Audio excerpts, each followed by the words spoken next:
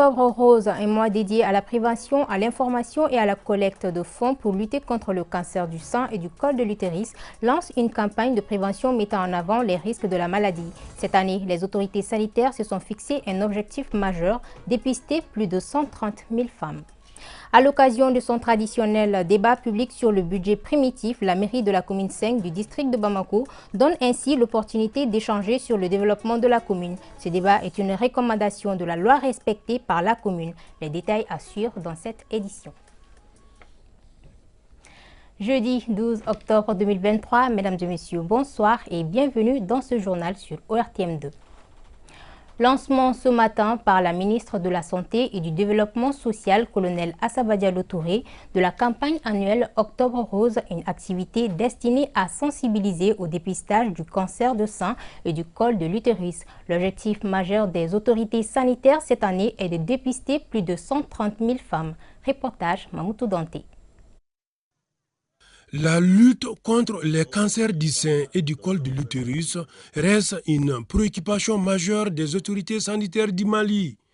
Environ 1000 cas de cancer du sein sont diagnostiqués chaque année au Mali et le cancer du col tue plus de 1000 femmes dans notre pays tous les ans. C'est ce qui ressort du lancement de la deuxième édition de la campagne Octobre Rose consacrée à la prévention et la lutte contre les cancers du sein et du col de l'utérus. Nous avons contribué à dépister plus de 260 000 femmes de cancer du col et du sein. 1456 ont été diagnostiqués positifs, col et sein. Nous sommes ici aujourd'hui pour la deuxième édition d'Octobre Rose, une initiative visant à rappeler que le cancer n'est pas une fatalité. Il existe de l'espoir et des traitements efficaces sont disponibles lorsque cette maladie est détectée suffisamment tôt. Au Mali, rien qu'en 2020, on a enregistré 1070 cas de cancer féminin, dont 255 cancers du col de l'utérus, soit 16,50%. Ces chiffres nous rappellent que le cancer du col de l'utérus demeure un problème majeur de santé publique. Il représente la première cause de la mortalité chez les femmes d'une cinquantaine d'années et la deuxième cause aussi après la mortalité maternelle chez la jeune femme et la multiparte.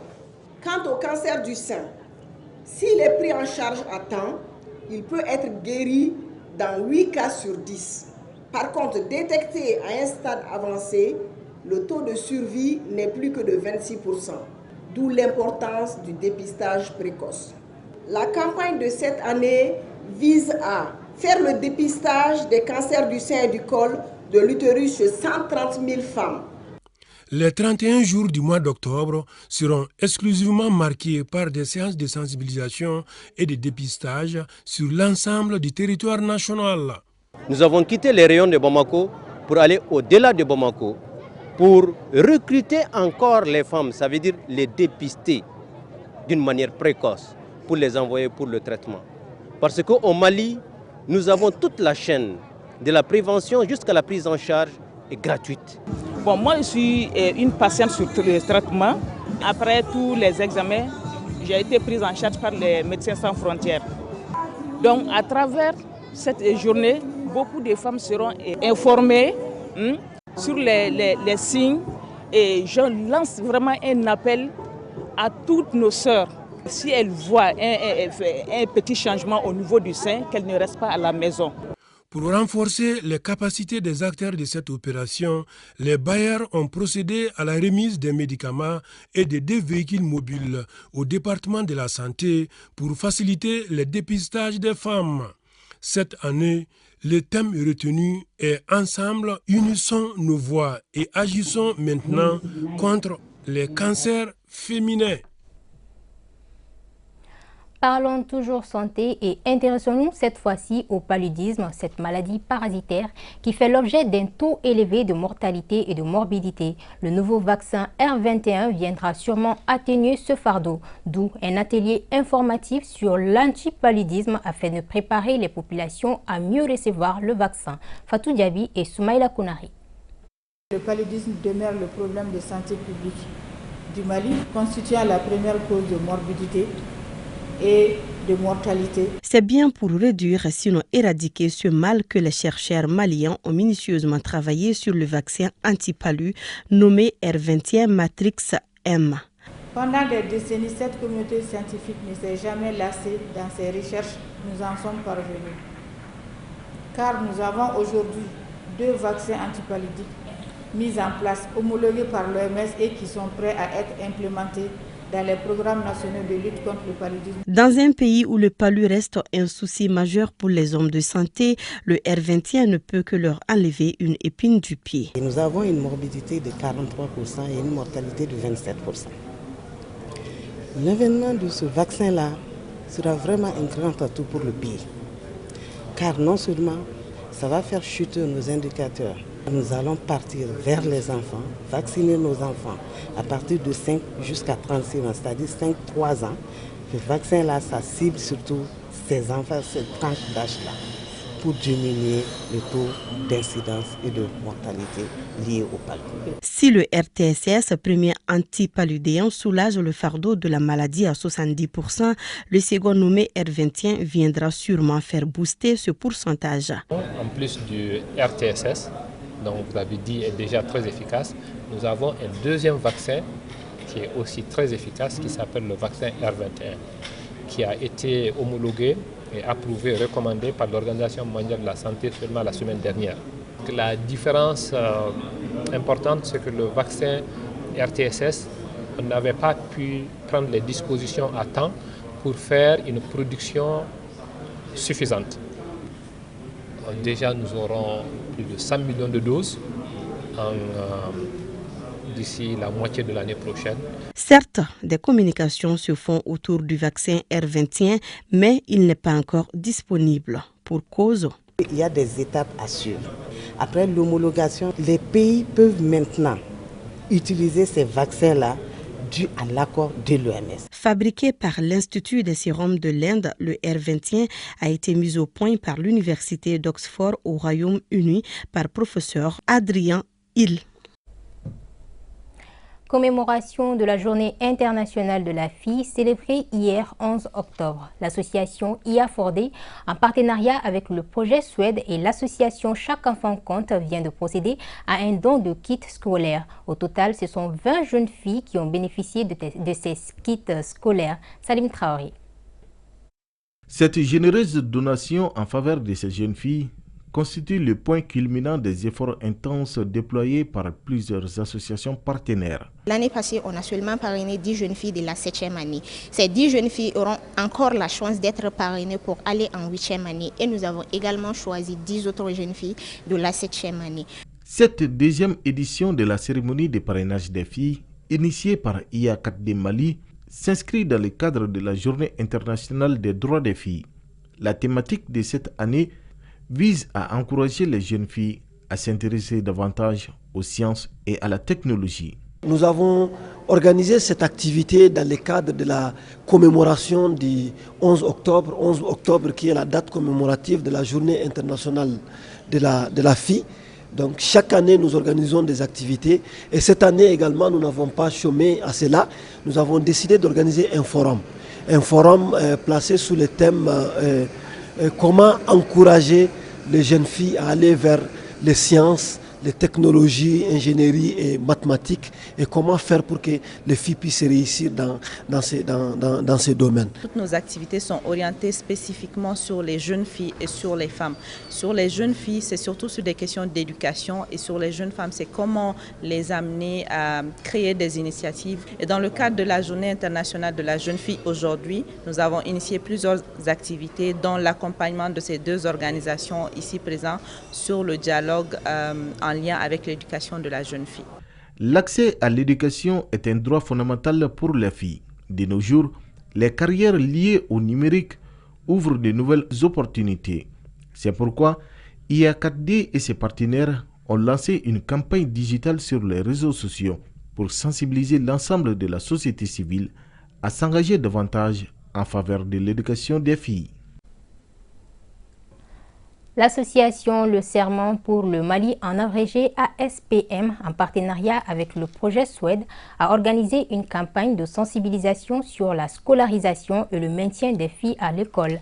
Objectif, sensibiliser les parents, autorités, enseignants, entre autres, sur la nécessité de la scolarisation des filles. Envoyés spéciaux à Bankoumana, Cheikh Oumar Kamara et Moussa Balou. Il s'agit de la campagne de sensibilisation sur la scolarisation et le maintien des filles à l'école. Un événement premier du genre dans la localité, dans le cadre du mois de la solidarité et de la lutte contre l'exclusion.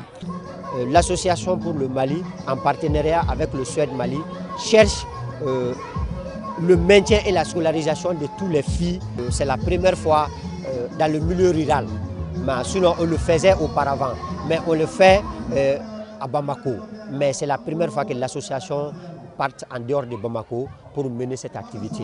Des spectacles de danse et des pièces de théâtre ont été organisés pour le grand bonheur des participants. J'insiste beaucoup aux parents de consacrer le temps aux filles de poursuivre les études avant qu'ils les mettent dans les mariages. Aujourd'hui, dans le monde actuel, les femmes occupent à peu près 30% de la population actuellement.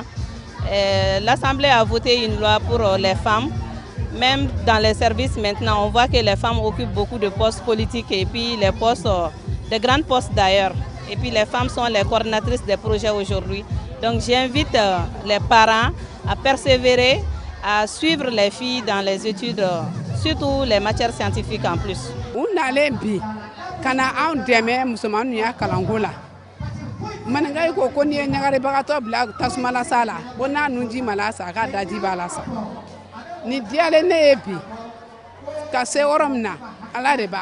Les jeunes de Bankoumana et les localités environnantes sont souvent attirés par l'orpaillage. C'est pourquoi les autorités administratives et traditionnelles apprécient l'activité à sa juste valeur. C'est très important pour nous parce que chez nous ici, on a un phénomène, on est confronté à un phénomène très sérieux, c'est le draquage. Donc les jeunes filles abandonnent les classes pour aller au plaster. Donc ce qui fait que ça joue un peu sur l'avancée des jeunes filles dans les études. C'est pour booster l'éducation. C'est pour nous aider aussi à au moins davantage à au moins amener un peu de plus dans notre éducation, d'apporter vraiment leur contribution. Nous remercions d'apporter vraiment leur contribution pour le développement. L'association Le Serment pour le Mali ASPM a été créée en 2016. Elle œuvre pour le développement socio-économique du Mali à travers le renforcement de la scolarisation, de la cohésion sociale, entre autres. La mairie de la commune 5 a organisé ce jeudi 12 octobre son traditionnel débat public sur le budget primitif 2024 qui se chiffre à plus de 9 milliards et demi de francs CFA. Ce débat est une recommandation de la loi respectée par la commune 5 du district de Bamako. L'événement était présidé par le maire de la commune en présence de plusieurs élus, partenaires et des citoyens de la collectivité. Aïssata Traoré. Un exercice démocratique et de transparence auquel se livrent les élus de la commune 5 depuis quelques années. Il s'agit de la séance de questions-réponses avec leurs administrés. C'est au cours du débat public sur le budget primitif 2024. Une étape cruciale dans le processus d'élaboration du budget qui permet à l'ensemble des acteurs du développement local de prendre connaissance du projet, mais aussi de faire des propositions d'amélioration. La loi nous exige que l'on puisse faire cette présentation à la population d'abord pour qu'elle réagisse par rapport au budget, qu'elle soit informée de tout ce qui est initié et qu'ensemble on pourra nous mobiliser pour aller au paiement de ces taxes-là. Pour l'année 2024, il est prévu un budget primitif de plus de 9 milliards de francs CFA. Ce fonds n'est pas encore disponible, mais attendu et sera nécessaire pour réaliser les priorités de la commune. Il s'agit, en termes d'école, qu'est-ce qu'on a pu construire, combien de classes on a pu construire, en termes de clôture d'école, qu'est-ce qu'on a pu faire, en termes d'éclairage, combien de rues on a pu éclairer, et en termes d'appui vers la santé, qu'est-ce qu'on a pu faire. Tous les secteurs nous incombent. Donc c'est pour dire que nous sommes très conscients de ça, mais une mobilisation interne nous permettra de relever ces goulots d'étranglement qui nous assaillent. Vraiment les moyens qui manquent, sinon nous avons des projets qui ont un impact social. Durant plus de 2 heures d'horloge, les élus ont répondu aux différentes questions de la population. L'occasion a été saisie par le maire pour inviter les populations à plus d'implication dans l'acquittement des taxes et autres impôts afin de faire du développement de la commune une réalité. Et cette nouvelle sportive, le tirage au sort de la CAN 2023 est en cours à Abidjan, en Côte d'Ivoire. 24 équipes seront en lice pour la succession du Sénégal. Les adversaires du Mali au premier tour seront connus ce soir. Vous aurez toutes les informations dans nos prochaines éditions. Un match amical, le Mali joue demain vendredi à 19 h au stade du 26 mars contre l'Ouganda. Match à suivre en direct sur ORTM2 à partir de 19 h. En attendant, les Aigles du Mali sont en pleine préparation de la CAN Côte d'Ivoire 2023. Nous vous informons ainsi que l'édition du soir sera diffusée demain à 21 h en raison du match Mali-Ouganda. Quant au journal Kibarou, il sera diffusé plus tôt à 18 h 30. Dans quelques instants, Oumou Diarra prendra place pour l'édition Kibarou du jour. D'ici là, portez-vous bien. Bonsoir.